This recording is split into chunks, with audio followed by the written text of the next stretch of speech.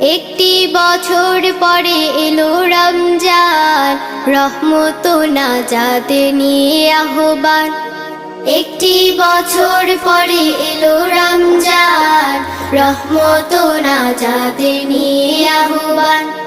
একটি বছর পরে এলো রমজান, রহমত নাজাতে নিয়ে আহ্বান। করব নামাজ রোজা পড়ব তারাবিহ, নামাজের সাথে আছে বেহেশতের চাবি। করব নামাজ রোজা পড়ব তারাবিহ, নামাজের সাথে আছে বেহেশতের চাবি।